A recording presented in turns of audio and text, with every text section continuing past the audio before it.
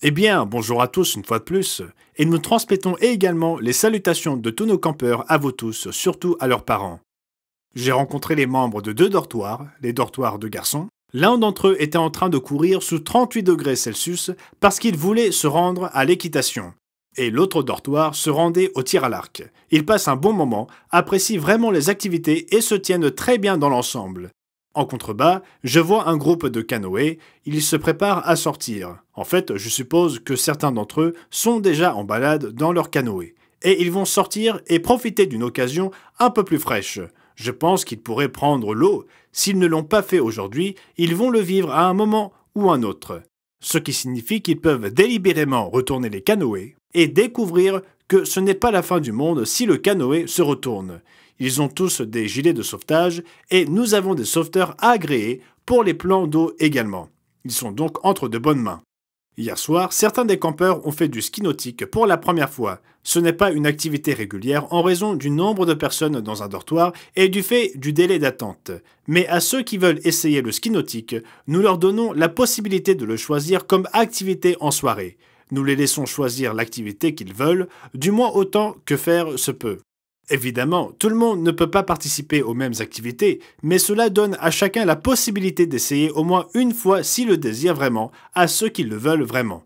Donc tout se déroule bien ici au camp. J'espère que vous tous, parents, avez reçu notre courriel pour vous informer que nous avions un cas de Covid ici, un cas de Covid avéré au camp. Et nous avons probablement plusieurs autres cas aussi. Nous ne connaissons pas le nombre exact, mais nous avons un certain nombre de problèmes liés à la chaleur, il y a des maux de gorge et ce genre de choses.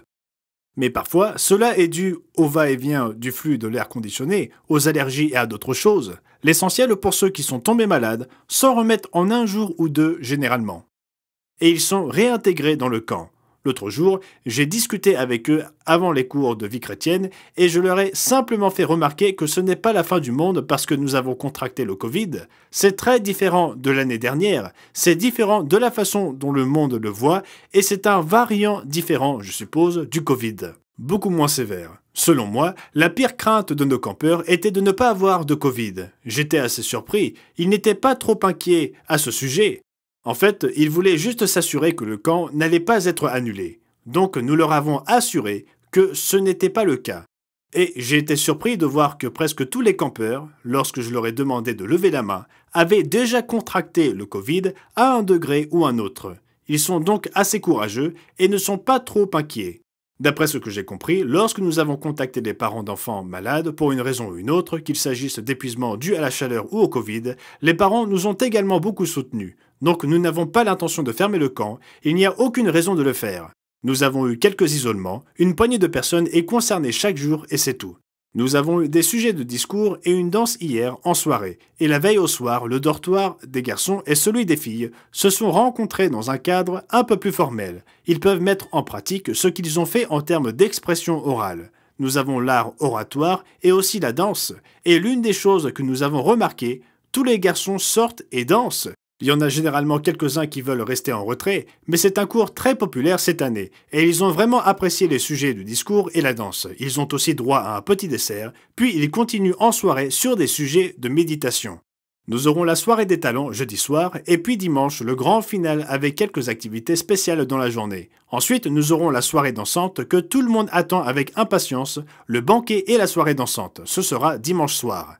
Donc tout va bien ici. Et j'espère que c'est aussi le cas là où vous êtes.